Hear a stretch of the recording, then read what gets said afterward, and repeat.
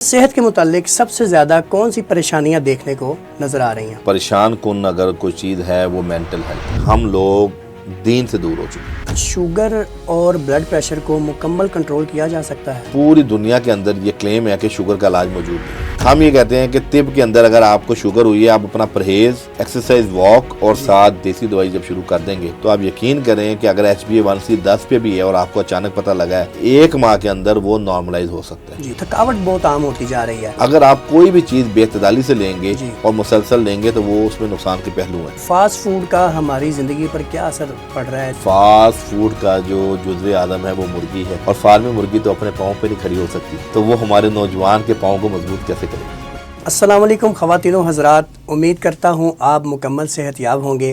آپ دیکھ رہے ہیں پوڈ کاسٹ گفتگو اور میں ہوں آپ کا میزبان محمد طلحہ حنیف. ناظرین و سامعین، آج کے ہمارے معزز مہمان ایک معروف اور تجربہ کار معالج ہیں جنہیں آپ مختلف ٹی وی چینلز پر اکثر و بیشتر دیکھتے اور سنتے ہوں گے. طب کے میدان میں ان کی خدمات قابل قدر ہیں اور بے شمار افراد ان کے مشوروں سے مستفید ہو چکے ہیں. آئیے خوش آمدید کہتے ہیں ہم اپنے معزز مہمان حکیم عطا الرحمن صدیقی صاحب کو، اور ان سے صحت و تندرستی کے حوالے سے اہم گفتگو کا آغاز کرتے ہیں. السلام علیکم جی حکیم صاحب. جی وعلیکم السلام ورحمۃ کیسے ہیں اللہ. آپ؟ ٹھیک ہیں؟ بہت اللہ کا احسان. سب سے پہلے تو بہت شکریہ، آپ نے اپنے قیمتی وقت سے نوازا، اور ہم کوشش کریں گے اس مختصر وقت میں اپنے ناظرین کے لیے فائدہ مند ثابت ہو انشاءاللہ. بے شک. حکیم صاحب، عمومی صحت کے بارے میں کچھ سوال آپ سے کرنا چاہیں گے. آج کل صحت کے متعلق سب سے زیادہ کون سی پریشانیاں دیکھنے کو نظر آ رہی ہیں؟ بسم اللہ الرحمن الرحیم. صحت کے حوالے سے جو سب سے زیادہ پریشان کن اگر کوئی چیز ہے وہ مینٹل ہیلتھ ہے. کہ انسان کی جنرل ہیلتھ، فزیکل ہیلتھ سے زیادہ جو سب سے خطرناک ہے وہ ہے نفسیاتی امراض، جس کے اندر ڈپریشن، انزائٹی، وسوسے، خوف، یہ مختلف چیزیں ہیں جو انسان کو ہر وقت پریشان رکھتی ہیں، گھیرے رکھتی ہیں، اور جس کی وجہ سے انسان اسی ٹینشن میں رہتا ہے کہ میرا کیا ہوگا، میرا کیا بنے گا. کسی کو موت کا خوف ہے، کسی کو پیسے کا خوف ہے، کسی کو دولت کا جو ہے نا، یعنی کسی قسم کا بھی کوئی خوف ہے. جب آپ کے دماغ پہ سوار ہو جاتا ہے تو وہاں آپ بیمار ہونا شروع ہو جاتے ہیں، اور وہ جو مینٹل ہیلتھ ویک ہوتی ہے نا، اس کو ریکور کرنا، ریہینس کرنا بہت مشکل ہو جاتا ہے. جی اچھا، کم عمری میں شوگر اور بلڈ پریشر کے مسائل بڑے عام ہوتے جا رہے ہیں، حتیٰ کہ ہم یہاں تک دیکھتے ہیں کہ کچھ بچے جو پیدا ہوتے ہیں ان کو بھی شوگر اور یرقان کے مسائل ہوتے ہیں. تو ایسی صورتحال میں کیا کرنا چاہیے؟ کم عمری میں شوگر اور بلڈ پریشر کی جو عام وجوہات ہے اس کے پیچھے ہماری ڈائٹ کا، ہمارے لائف سٹائل کا، اور ہمارا جو رہن سہن، ہماری بے احتیاطیاں، بے اعتدالیاں، بد پریزیاں، یہ ساری چیزیں جو ہے نا اس کا مجموعہ ہے. جی کہ آج وہ بیماری جو پرانے وقت میں بزرگوں کو بھی ہوتی تھی تو حیرانگی ہوتی تھی، جی آج جوان کو ہے تو وہ ٹرینڈ بن چکی ہے. شوگر، بلڈ پریشر تو ایک ایسی کامن بیماری بن چکی ہے. ہمارے یہاں بچہ آج کل وہ غذائیں جو حفظان صحت کے اصولوں کے عین مطابق ہے اسے انحراف ہو چکے. بالکل. ہمارا بچہ آج کل کیا کھا رہا ہے؟ جو قدرت نے بنائی ہوئی چیزیں ان سے انحراف ہو کے وہ کیمیکل، سنتھیٹک اور فروزن فوڈ کھا رہا ہے. بالکل. اور یہ جتنی جو فروزن فوڈ، سنتھیٹک چیزیں ہیں، کیمیکل والی چیزیں ہیں، یہ ہماری باڈی کے مزاج کے برخلاف ہیں. جب یہ مسلسل آپ استعمال کرتے ہیں تو آپ کے آرگن ایک وقت میں آ کے اپنا کام چھوڑ دیتے ہیں. جی آپ کی رطوبات، آپ کی سیکریشن، آپ کے وہ ہارمونز جو اللہ رب العزت نے وجود کو بیلنس کرنے کے لیے بنائے ہیں وہ بننا بند ہو جاتے ہیں. آپ کا غدودی نظام، آپ کا میٹابولزم، جو جگر کا نظام اللہ نے بنایا ہے، اور آپ کا جو سٹمک کا نظام ہے وہ ایسے سٹک ہو جاتا ہے جیسے کسی چوک پہ چاروں طرف سے ٹریفک بلاک ہو جاتی ہے. جو ایسے حالات میں جب تک آپ اپنا لائف سٹائل بہتر نہیں کریں گے، اپنی مرغن چیزیں، بیکری، فاسٹ فوڈ جیسے موزی جو چیزیں ہیں جو آپ ریگولر استعمال کر رہے ہیں، ہمارا بچہ آج ہمارا بچہ اپنا ناشتہ، اپنا کھانا خود تعین کرتا ہے. پہلے وقتوں میں مائیں ناشتہ بنا کے دیتی تھیں، پنجیری بنا کے دیتی تھی، ساگو دانہ کی کھیر ملتی تھی، اور وہ دیسی گھی اور وہ شکر اور وہ چوری، دیسی گھی کی چوری، یہ وہ چیزیں ہوتی تھیں جس سے ہمارے بچوں کو انرجی ملتی تھی، قوت ملتی تھی، تقویت ملتی تھی.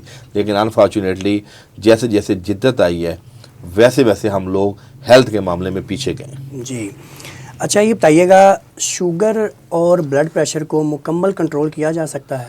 جی sugar, medical science basically sugar کو ہم تو طب کے اندر بیماری نہیں مانتے. ہم یہ کہتے ہیں یہ آپ کی لائف سٹائل آپ کا جب آپ کا خراب ہوتا ہے کہ مثال کے طور پہ ایک شخص رات کو کھانا کھاتا ہے اور حکم ہے کہ آپ کم از کم 40 قدم چلیں، لیکن وہیں کھانا کھاتا ہے، وہیں بیٹھتا ہے اور وہیں سو جاتا ہے، تو اس صورت میں آپ کا پورا میٹابولزم ڈسٹرب ہو جاتا ہے۔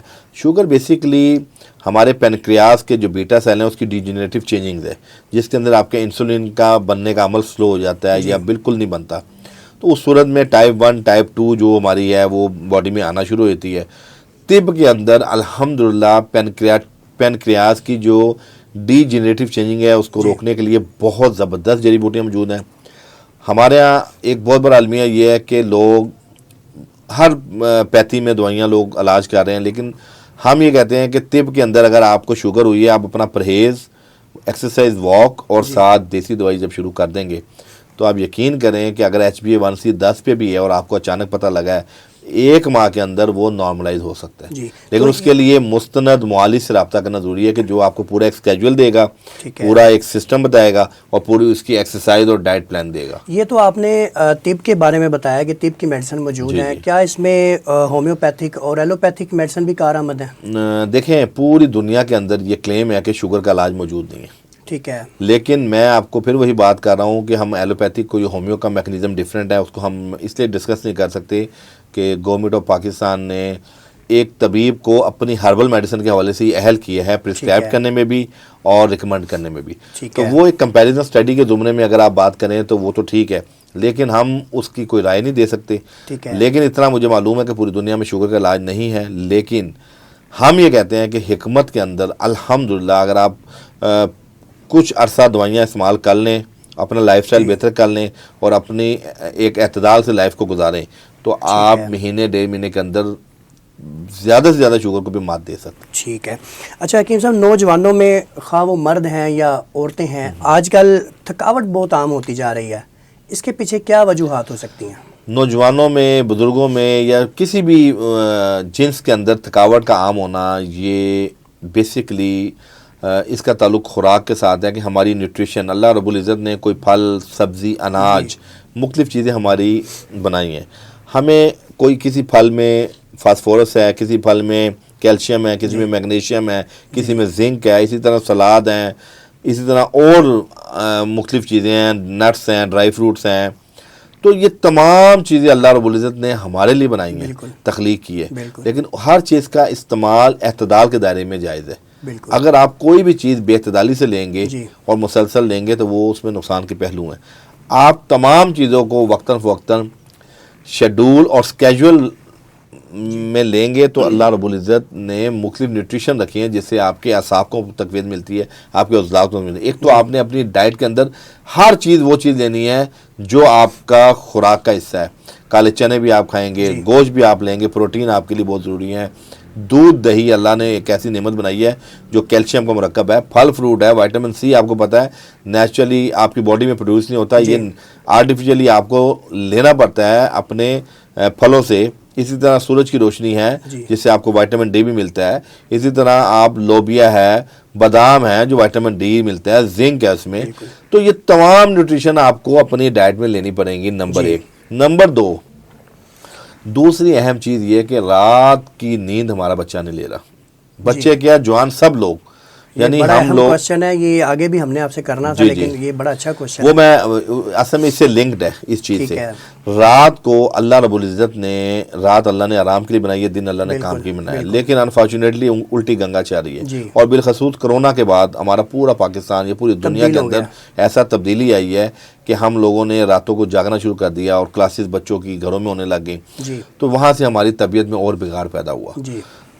رات کو جو لوگ جاگتے ہیں ان کے اعصاب کمزور ہوتے ہیں، اور پوری دنیا کے اندر ایک ریسرچ موجود ہے کہ رات 11 بجے سے لے کر رات 3 بجے تک اس 4 گھنٹے کے اندر ایسے ہارمونز پیدا ہوتے ہیں جو آپ کی باڈی میں گزشتہ جو دن ہے، گزرا ہوا دن ہے، اس میں آپ نے کام کاج کیے، آپ نے تگ و دو کیے، محنت کی ہے، مینٹل ورک کیا ہے، تو آپ کے عضلات، اعصاب، مسل تھک جاتے ہیں، تو ان کی ریپیئرنگ کرتے ہیں وہ ہارمون۔ تو جب آپ یہ 4 گھنٹے جاگیں گے تو اس کا مطلب یہ ہوگا کہ آپ وہ جو پچھلا دن آپ کام کر کے گئے ہیں اس کی بھی تھکاوٹ نہیں اتری اور اگلے دن کے لیے آپ چاقو چبند بھی نہیں ہوں گے جی. اور پھر آپ مسلسل آپ نے اپنی ایک ہیبٹ بنا لی ہے تو ایک سسٹم آپ کا باڈی کا کتنی دیر آپ کو ساتھ دے گا. جی بالکل. تو اس لیے رات کی نیند، رات کے ٹائم میلاٹونن ایک اللہ نے ایسا ہارمون بنایا ہے جو آپ کو ڈیپ سلیپ دیتا ہے.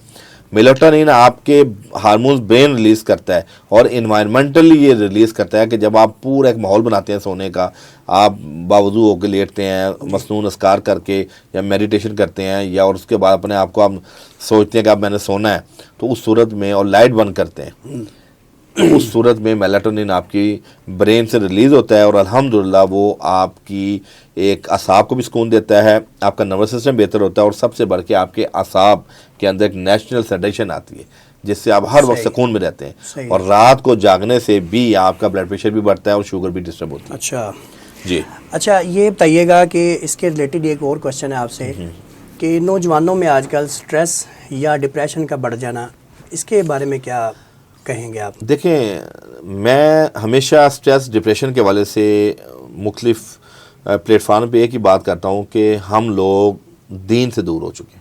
بے شک، یعنی ہم لوگ، ہمارا بچہ آج کل کا نماز نہیں پڑھتا، ہمارا بچہ روزے نہیں رکھتا، والدین بھی اہتمام نہیں کرتے.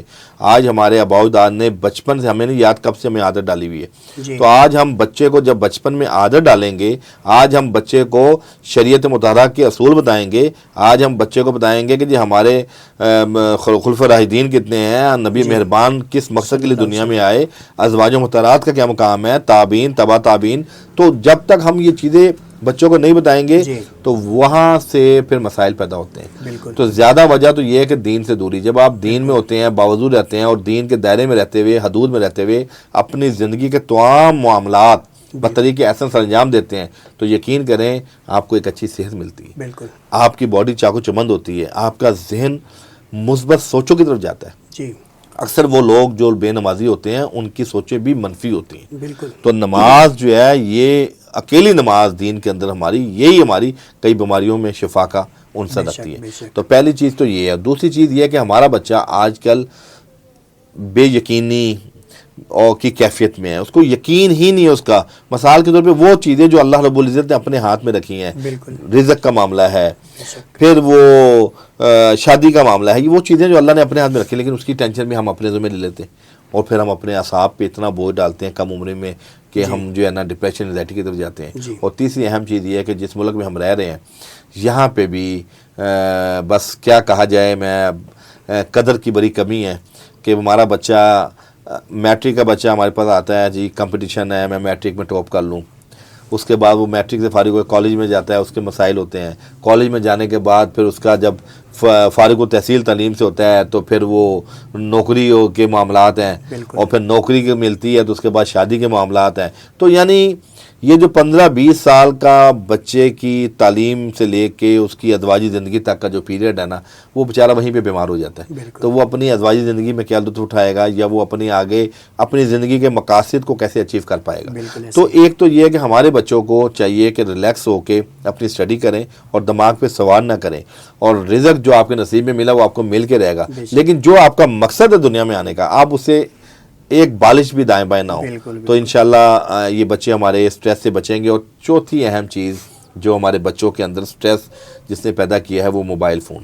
جی بالکل، یہ بہت اہم ایک اچھی ایجاد ہے لیکن انفارچونیٹلی بحیثیت قوم ہم اچھی ایجاد کو بھی مس یوز کرتے ہیں.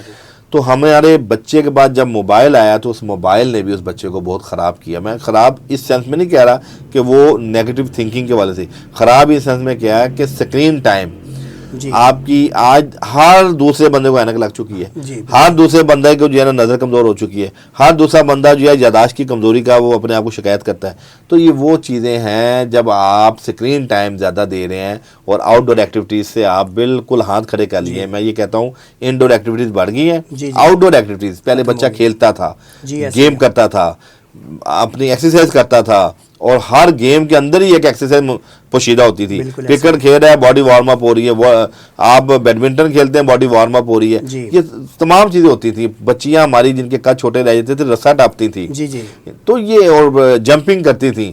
آج یہ تمام گیمیں، بلکہ میں تو یہ کہوں گا کہ پاکستان کی گراؤنڈز ختم ہوتی جا رہی ہیں. بالکل ایسے تو اور یہ ہمارے ایک بہت بڑے اسکالر، مجھے ان کا نام یاد نہیں، انہوں نے کہا تھا کہ جس ملک کے اندر کھیلنے کی گراؤنڈیں ختم ہو جائیں گی تو سمجھ لیں کہ وہاں قبرستان آباد ہونا شروع ہو جائیں گے. تو آج یہی وہ معاملہ مجھے وہ یاد آ گیا کہ نوجوان بھی ہمارا قبل از وقت دنیا سے جا رہا ہے. تو اس کے پیچھے یہی وجہ ہے کہ خوراکیں بھی لے رہے ہیں، ٹینشن بھی ہے، اور موبائل کا ایکسیس یوز بھی ہے.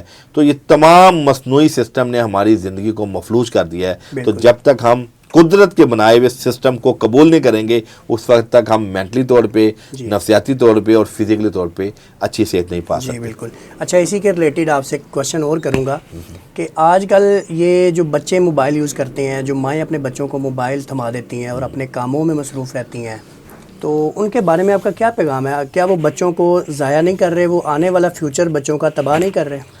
دیکھیں، بالکل یہ ایک بہت بڑا فتنہ ہے. ہمارا بچہ موبائلز میں بہت گیمیں بھی کھیلتے ہیں اور موبائلز میں بہت زیادہ، لیکن اس میں بچے کا قصور نہیں ہے.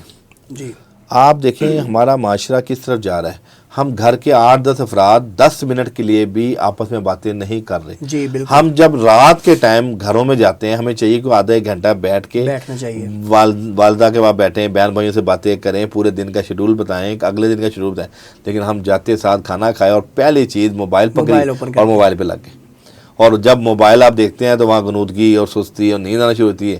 ہر بندہ اپنے کمرے میں ہے. تو میں کہتا ہوں کہ یہ دور، اب ہمیں دوبارہ اس دور کی طرف جانا ہے کہ جہاں بزرگ صبح اٹھ کے 10 بزرگ حقہ چاہے لے کے بیٹھتے تھے اور وہاں وہ گھروں کی باتیں ہوتی تھی. اب ہمیں دوبارہ اس دور کی طرف جانا ہے کہ مسجد کے کنسیپٹ کی طرف، کہ جہاں مسجد کے اندر نماز پڑھنے کا جو ایک کنسیپٹ تو یہ تھا کہ آپ نے عبادت کرنی ہے، دوسرا کنسیپٹ شریعت کے اندر یہ تھا کہ علاقے کے اندر کوئی شخص اگر نماز پڑھنے نہیں آیا اس کی خیریت دریافت کی جائے کہ بھائی یہ فلانا شخص جو ہے جو پکا نمازی ہے تو یہ نماز پڑھنے کیوں نہیں آیا. تو یہ فلسفہ، اس فلسفے کی طرف ہمیں دوبارہ لوٹ کے جانا ہے. پھر ہمیں اس فلسفے کی طرف لوٹ کے جانا ہے کہ آج ہمارے بچوں کو اپنے دور دراز کے کزنوں کا، عزیز و قارب کا بھی نہیں پتا کہ یہ ہمارا کزن ہے، یہ عزیز و قارب ہے. یہ میں آپ کو حقیقت بتا رہا ہوں. جی بالکل ایسے ہی ہے کہ آپ اپنے ہی اندر اپنی چار دیواری میں آپ نے مسجد بنا لی ہے، اپنی چار دیواری میں آپ نے ایک اپنا مسلک بنا لیا، اور اپنی چار دیواری کی ڈومین میں آپ نے دوست بنا لیے ہیں، وہی آپ کے رشتہ دار ہیں. جیسے پرانے دور میں باپ دادوں کے نام سے سارے جانے جاتے تھے،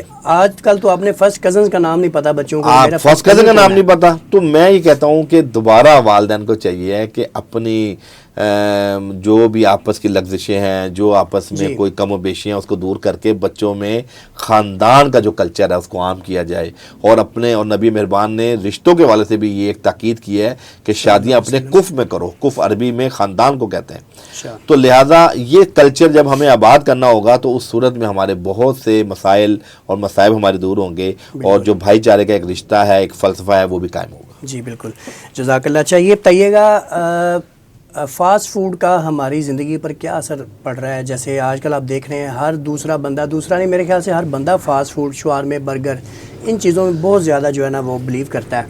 تو بلکہ اس کو اپنی اس نے مستقل خوراک بنا لیا ہے. تو ان لوگوں کے بارے میں کیا کہیں گے؟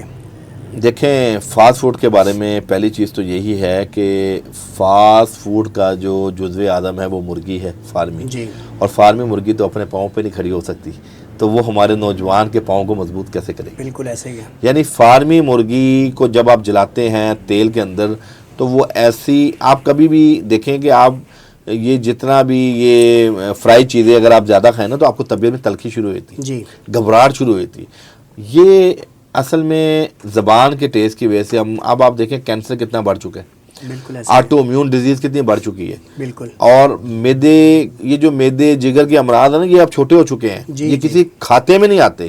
اب آپ کے اندر موٹر نیورون ڈیزیز، ملٹیپل سکلوسس کے ایشوز، ہنٹنگ ڈیزیز، دنیا کی وہ بیماریاں، اور آپ کے اندر یہ جو جسے آپ کہہ لیں کولن کا کینسر اور اپنا لیور کارسینوما، میں کہتا ہوں ایسی ایسی بیماریاں ہم سنتے ہیں اور دل خون کے اثر ہوتا ہے کہ ہماری نوجوان کس طرف جا رہا ہے.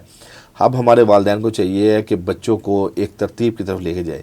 دیکھیں، ہر چیز کا ایک قدرتی حل بھی ہے اور اس کا مصنوعی حل بھی ہے.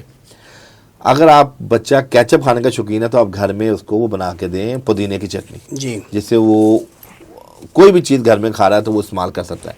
اسی طرح بچہ اگر گھر کے اندر آپ اس کو چکن گھر کے اندر بنا کے دے دیں تو وہ کم از کم تیل اچھا ہوگا, کوالٹی اچھی ہوگی. لیکن ہمارے یہاں باہر دو اہم مسئلے ہیں, ایک ہائیجینک سسٹم اور دوسرا لو کوالٹی پروڈکٹ, جس کی وجہ سے ہم لوگ بیمار ہوتے ہیں. اکثر آپ دیکھیں کہ ہم باہر آپ کھانا کھاتے ہیں تو 8-10 ہزار کا ہم کھانا تو کھا لیتے ہیں, پر 100 روپے کی منرل واٹر نہیں لیتے ہم وہ سادے پانی. اب وہاں آ کے ہم بلیم دیتے ہیں کہ کھانا ٹھیک نہیں تھا, جبکہ آپ نے جو پانی پیا ہے اس پانی میں بیکٹیریاز تھے, وائرسز تھے, جس نے آپ کا پیٹ خراب کیا. تو ہمیں بحیثیت مجموعی سوچنا ہے کہ کون کون سے ایلیمنٹس ہیں جو ہمارے مزاج کو, ہماری طبیعت کو اور خراب کر رہے ہیں. تو بس سمپل یہی ہے کہ یہ جو فاسٹ فوڈ ہے اس کو جتنا کام کر دیا جائے سمجھ لیں بچوں کو اتنی صحت اچھی ملے گی. فاسٹ فوڈ کی وجہ سے بچوں کے ٹونسلز کے ایشو بن رہے ہیں, فاسٹ فوڈ کی وجہ سے بچوں کے پیٹ کے مسائل بن رہے ہیں, اور فاسٹ فوڈ کی وجہ سے بچوں کو دیکھیں یہ ایک پھوک ہے, ایک بھوسی ہے, جس میں کوئی نیوٹریشن نہیں ہے. آپ بچوں کو بادام دیں, کشمش دیں, آپ بچوں کو سبزیاں دیں, موسمی سبزیاں جو بھی ہیں, آپ بچوں کو پھل فروٹ کی عادت ڈالیں, آپ بچوں کو کھجور کی عادت ڈالیں جو نبی مہربان کی کو بھی پسند تھی صلی اللہ علیہ وسلم کو. اور آپ جو کا دلیا بتائیں کہ جو کا دلیا کیا ہوتا ہے, اس میں تلبینہ بتائیں. تلبینہ میں 3 چیزیں ہوتی ہیں, جو کا دلیا, دودھ اور شہد. اسی طرح بہت سی چیزیں ہیں, پھل فروٹ ہیں, انجیر ہے, زیتون ہے, اولیوز ہیں. تو یہ قدرتی چیزیں ہیں. بچوں قرآن حکیم میں بھی ذکر ہے نا, زیتون کی قسم اللہ رب العزت نے قرآن میں کھائی ہے, اور دوسرا زیتون کے بارے میں حدیث میں ہے کہ اس کو لگاؤ بھی اس کو کھاؤ بھی, دونوں میں شفا ہے. تو یہ وہ چیزیں ہیں. دیکھیں یاد رکھیں کہ جب نبی مہربان نے 1400 سال قبل جو فرمودات بتائے تھے ہم نے اس پہ عمل نہیں کیا, لیکن جب کرونا آیا WHO نے یا انٹرنیشنل میڈیا نے ہمیں جو ایس او پیز بتایا تو وہ وہی ایس او پیز تھے جو نبی مہربان نے بتائے تھے, لیکن کرونا کے خوف سے ہم نے اس کو کس طرح اپلائی کیا. تو اپنی زندگی کے اندر جب تک ہم شریعت مطہرہ سے فائدہ نہیں اٹھائیں گے اور اس کے مطابق زندگی نہیں گزاریں گے تو ہم اپنی زندگی میں بیمار ہی رہیں گے. بالکل ایسے ہی ہے. اچھا یہ بتائیے گا, روزمرہ زندگی میں کون سی عادات فوری طور پہ وہ تبدیل کرنی چاہیے, وہ ایسی عادات جن کو اپنا کے اپنی صحت کا بھی نقصان کر رہے ہیں, اپنے بچوں کا بھی نقصان کر رہے ہیں؟ روزمرہ زندگی میں 5-7 چیزیں ایسی ہیں جن کو آپ عادات کے زمرے میں ان 5 سال میں کم بھی کر سکتے ہیں, بڑھا بھی سکتے ہیں. مثال کے طور پہ صبح کی ایکسرسائز, صبح اٹھ کے early in the morning exercise کرنا آپ کے لیے بڑی بہترین چیز ہے. ٹھیک ہے. یوگا کر سکتے ہیں, فلیکسیبل ایکسرسائز کر سکتے ہیں, ٹھیک ہے, برک واک کر سکتے ہیں. یہ آپ کی بہترین چیز ہے نمبر 1. نمبر 2, کھانا آپ چاہے 3 ٹائم کھائیں چاہے 4 ٹائم کھائیں, لیکن بھوک رکھ کے کھائیں. ٹھیک ہے. ہمارے ہاں کوئی ڈیلیشیس کھانا ہوتا ہے تو ہم سیر ہو کے کھاتے ہیں, لیکن طب کہتی ہے کہ 3 حصوں میں کھانا کھایا جائے, ایک حصہ غذا کا, ایک حصہ ہوا کا, ایک حصہ پانی کا. اب غذا کے ذریعے ہم پانی اور ہوا کو بھی کور کر لیتے ہیں, تو جب پانی پیتے ہیں یا پھر ہمیں ہوا کیسے جائے گی, آکسیجن. تو ایک تو یہ چیز ہے. دوسرا, جو بچے نشے میں ہیں, چاہے وہ سگریٹ کا نشہ کر رہے ہیں, کسی بھی چیز کا نشہ کر رہے ہیں, تو نشہ جب تک وہ نہیں چھوڑیں گے وہ ایک اچھی صحت نہیں پا سکتے ہیں. اسی طرح جو رات کی نیند ہے, میں نے عرض کیا کہ اپنی رات کی نیند 4 گھنٹے منیمم جو ہے نا وہ آپ نے ڈیپ سلیپ میں لے کے آنا ہے. یعنی آپ کو 11 سے 3 ڈیپ سلیپ کے اندر آنا چاہیے. آپ 10 بجے سو جائیں, 11 بجے بھی سو جائیں تو آپ فجر میں اٹھیں تو آپ ایک بہترین نیند پا سکتے ہیں.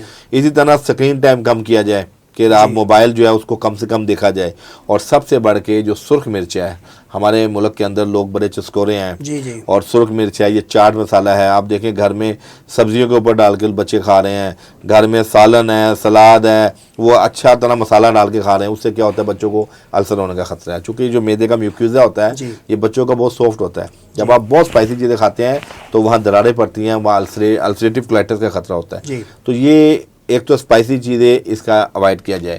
اور سب سے اہم بیکری آئٹم, آج یہ ہمارا بچہ بیکری کی آئٹم بہت کھا رہا ہے. یہ فروزن فوڈ میں آتا ہے اور یہ بہت خطرناک ہے. ایک فوڈ ویسے ہی جو ہے فارمی اور اوپر سے فروزن میں جب چلا جاتا ہے, کچھ دنوں بعد جب آپ کھاتے ہیں اس کو سٹور کرا ہوا اسٹوریج والا فوڈ, تو وہ آپ کی باڈی کے اندر کینسر تک کے امراض پیدا کر رہا ہے.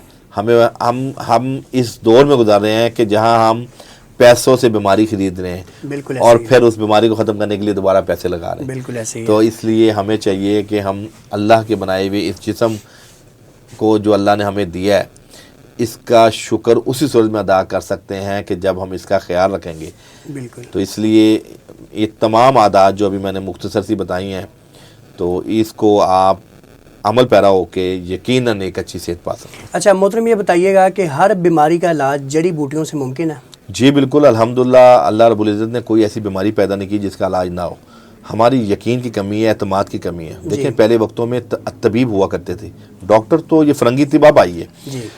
وہ الگ بات ہے کہ یہود و نصارہ کی ایک بہت بڑی ایک پلاننگ ہے کہ آپ ایلوپیتھی کو فروغ دیں، لیکن آج بھی چائنا کے اندر، انڈیا کے اندر تقریباً 100% امراض کا علاج ہربل میڈیسن سے ہو رہا ہے. اب پاکستان کے لوگوں کو، عوام کو ہم کیسے سمجھائیں کہ ہماری دوائیاں بے ضرر ہیں، ہمارا علاج بے ضرر ہے، اور جڑی بوٹیوں میں تقریباً ہر مرض کا علاج موجود ہے ماں سوائے سرجری کے. اچھا یہ بتائیے گا کہ آج کل قبض کے بڑے مسائل، ہر دوسرے تیسرے بندے کو قبض کے مسائل ہیں، تو اس کے بارے میں کیا پرہیز ہے، کیا کھانا چاہیے، اس کی کیا میڈیسنز ہیں، ذرا یہ تو بتائیے گا. طلبی قبض یہ ام الامراض اس کو کہا گیا ہے. قبض میں آپ لوگ، ہمارے یہاں جو ہے نا میدا بہت زیادہ استعمال ہو رہا ہے، جس کے اندر آپ نان کلچا لوگ کھا رہے ہیں، نان چنے بہت کھائے جاتے ہیں، ڈرائی چیزیں، تکے بہت کھائے جاتے ہیں. تو پہچانے نان چنوں سے جاتے ہیں. جی پھر فائبر کی کمی، ہم لوگ کیا ہے آڑو نہیں لیتے، پپیتا نہیں لیتے، فائبر نہیں لیتے.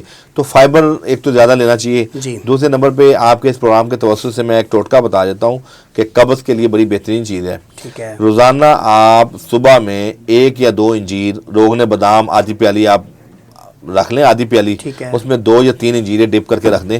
رات کو وہ 3 انجیریں آپ کوسے دودھ سے لے لیں. جن لوگوں کو دائمی قبض ہے الحمدللہ وہ آپ کی انجیر کھانے سے آپ کی جو آنتوں کی پرسٹیٹک موومنٹ ہے، قوت دودیہ ہے، وہ بہتر ہوگی، وہ قبض رفع ہو جائے گی. چلیں ماشاءاللہ بڑا اچھا آپ نے اس کا جواب دے دیا ہے. اچھا یہ بتائیے گا کہ لوگ اپنے معالج کے پاس ہمیشہ دیر سے کیوں آتے ہیں؟ یہ ایک بڑا ڈیپلی کوشچن ہے کہ کافی جب دیر ہو جاتی ہے، جب طبیعت زیادہ خراب ہو جاتی ہے، تو لوگ تب اپنے معالج کے پاس کیوں آتے ہیں؟ سر دیکھیں 2-3 وجوہات ہیں. پہلی وجہ یہ ہے کہ لوگ سیلف میڈیکیشن کے عادی ہو چکے ہیں. ہمارے پاکستان کا قانون یہ تھا کہ میڈیکل سٹوروں پہ ہر چیز بک رہی تھی. میڈیکل سٹوروں کے اوپر جو فارماسسٹ تھے یا جو سیلز مین تھے وہ بھی ڈاکٹر بنے ہوئے تھے. لوگ اصل میں نا اپنی بیماریاں اپنے لیول تک کے بندے سے ڈسکس کرنا چاہتے ہیں. وہ اپنے کسی ریفرنس میں اپنے کسی بڑوں سے مشورہ نہیں کرتے. تو ایک تو سب سے بڑا نقصان میڈیکل سٹورز نے کیا تھا کہ جہاں پہ ہر بندہ جا کے وہ 500 یا 1000 ڈاکٹر کی فیس بچانے کے لیے میڈیکل سٹور والے سے مشورہ کرتا تھا، اور وہ اس کو وہاں پہ اینٹی بایوٹک دے رہا ہے، وہاں اسٹیرائڈز دے رہا ہے یا جو بھی دے رہا ہے. تو ایک تو بیڑا گرک یہاں سے ہوا. دوسرا حکمت کے اندر لوگوں کے اندر ایک عجیب سا خوف پیدا ہو گیا کہ حکیم لوگ اسٹیرائڈز دیتے ہیں، حکیم لوگ فلانی چیزیں دیتے ہیں. تو بھائی میرے کوئی ایسا مسئلہ نہیں. جو خاندانی طبیب ہیں، مستند طبیب ہیں، وہ جڑی بوٹیوں سے علاج کرتے ہیں. اور الحمدللہ میں آپ کو یہ بتاتا چلوں، پاکستان کے اندر جب سے یہ ڈریپ کا قانون ہوا ہے اور پنجاب ہیلتھ کمیشن بنے ہیں، جو نان کمپیٹنٹ لوگ، نام نہاد لوگ تھے، ان کا کلا کما ہوا ہے. اب اچھے لوگ جو ہیں معاشرے میں آئے ہوئے ہیں اور لوگوں کی خدمت کر رہے ہیں. جزاک اللہ حکیم صاحب، بہت شکریہ. امید ہے کہ آپ کے ہمارے اس سارے سیشن میں ہمارے ناظرین نے بہت انشاءاللہ فائدہ اٹھایا ہوگا. اپنے میزبان کو اجازت دیجیے. میں ہوں آپ کا میزبان محمد طلحہ حنیف، اور انشاءاللہ نیکسٹ پوڈ کاسٹ میں جلدی آپ سے ملاقات ہوگی. اللہ حافظ.